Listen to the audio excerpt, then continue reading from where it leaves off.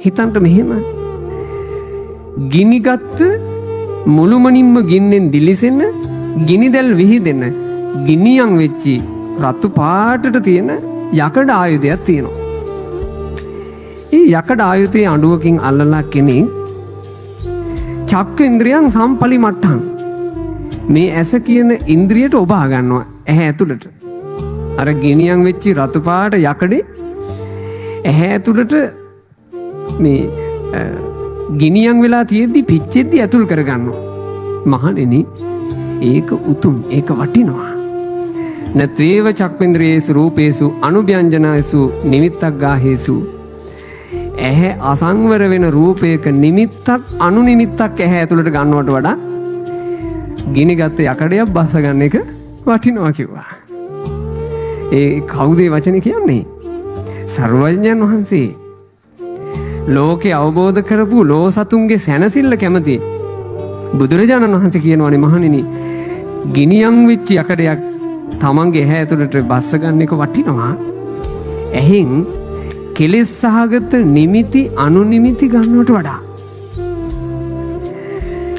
නිමිත්තසාද ගතිතං වා භික්ඛවේ විඥානං තිට්ඨමානං තිට්ඨෙය්‍ය. මහණෙනි යම් කිසි රූපයක නිමිත්තක් අරගෙන ඒ නිමිත්තේ ආස්වාදයට රූපේ ගිජු වුණාට පස්සේ එක්ක ඒ රූපේ කොටසක් ගිජු වුණාට පස්සේ රූපය ආස්වාදනය කර කර ඉන්න විඥානයකින් යමෙක් මලොත් ඒ කෙනාට තියෙන උපත් දෙකයි.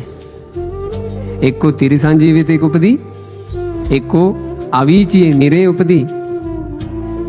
ඒ නිසායි ඔය ආදීනවේ දැකලා මහණෙනි මං කියන්නේ. ඇහැ ඇතුළට ගිනියගත්ත යකඩයක් බස්සගත්තොත් වේදනාවක් tie සමහරට මේ ජීවිතේ එතන පැසවලා කුණු වෙලා හෝ එහෙම නැත්නම් අභ්‍යන්තර ලේ ගැලුම් වෙලා හෝ වැඩි කල නොයා මැරෙයි. ඇහැ ඇතුළට යකඩයක් බැහැලා මිනිස්සෙක් මැරුණා කියලා නිරේ යන්නේ.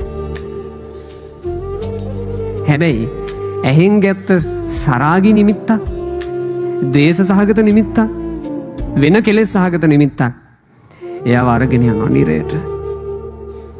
ඒ නිසා බුදුරජාණන් වහන්සේ දේශනා කරනවා ඇහින් කෙලෙස් සහගත නිමිති අනුනිමිති අරගෙන ඇහැ අසංවර කරගන්නවාට වඩා හොඳ යයි සිතේ ඇහැ ඇතුළට ගිනියම් වූ යකඩයක් බසගන්න එක.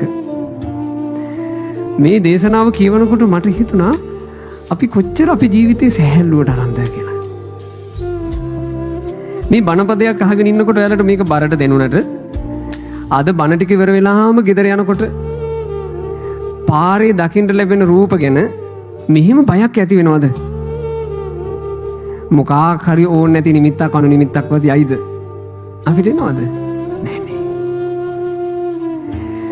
මොනතරම්නම් ජීවිතවලට බුද්ධ ශාසනයේ මුණ ගැහිලත් ඒ බුද්ධ ශාසන ලාභේ නැත්තටම නැති වෙලා අහිමි වෙලා ගිහින් තියනවද?